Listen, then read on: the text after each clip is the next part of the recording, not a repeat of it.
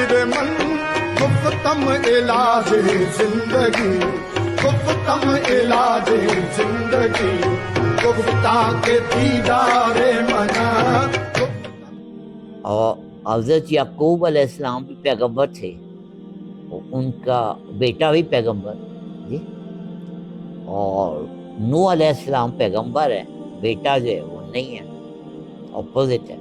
تو یہ اب حضرت ابراہیم علیہ السلام پیغمبر ہیں، حضرت اسماعیل علیہ السلام بھی پیغمبر ہیں، لیکن حضرت اسماعیل علیہ السلام کے بعد میرا خیال ہے 15-16 پشتے ہیں جو کہ پیغمبر نہیں ہیں.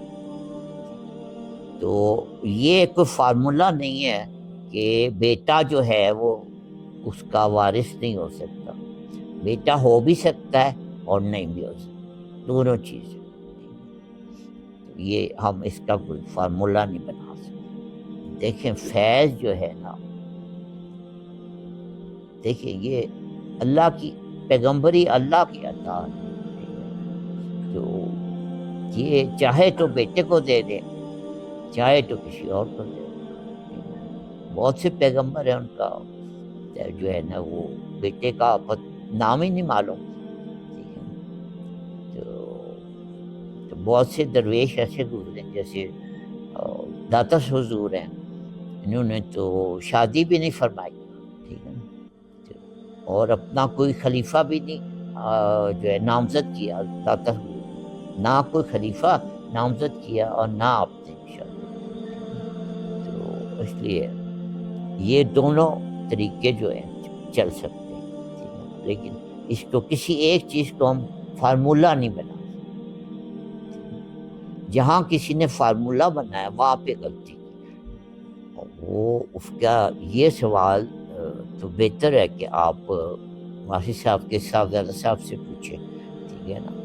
اور ان سے پوچھا بھی ہوا ہے اور انہوں نے جواب بھی دیا، اور جواب ان کا میں آپ کو بتا دوں. تو میں نے خود سنا ہوا ہے، کہا کہ جی جو واسی صاحب نے کہا ہے کہ میں اپنا کوئی گدی نشین نہیں بنا رہا، اپنا کوئی خلیفہ نہیں بنا رہا، ٹھیک ہے. اور اس کی وجہ یہ کہ میں کہیں جا نہیں رہا ہوں، ٹھیک ہے. اس کی وجہ یہ کہ میں کہیں جا نہیں رہا ہوں، ٹھیک ہے نا. تو یہ کاشف بھائی نے کی زبان ان کے صاحبزادے کے الفاظ میں دورا، ٹھیک ہے. یہ میں اپنی طرف سے، تو انہوں نے واسی صاحب نے بھی داتا حضور کی طرح اپنا کوئی خلیفہ نہیں بنایا، اپنا کوئی. یہ میں نے وہ الفاظ کو تھوڑی سی خوبصورتی دینا میرا قصور ہے. بات انہوں نے یہ کی، تو بات انہوں نے یہ کی تھی کہ میں ہی ہوں. تو یہ کرسی جو ہے نا، یہ اس کو کوئی یہ نہ سمجھے کہ یہ خالی ہو گئی، ٹھیک ہے نا. کرسی پہ اسی وقت کوئی بیٹھتا ہے نا جب کرسی خالی ہوتی ہے. تو وہ کہہ رہے یہ کرسی خالی نہیں ہے تو پھر کسی نے کیا بیٹھا.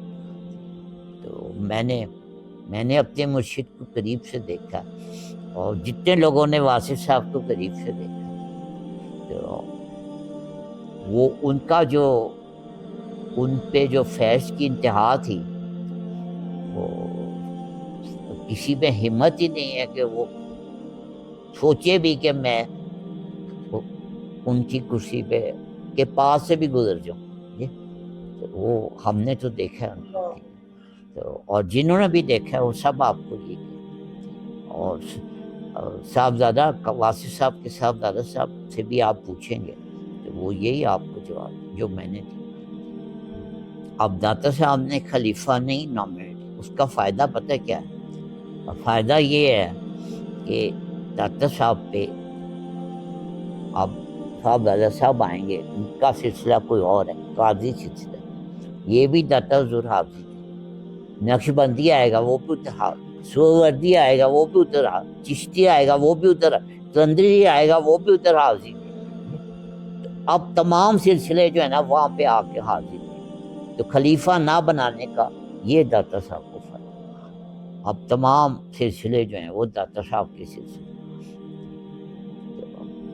وہاں سے ہر ایک کو وہاں سے فیض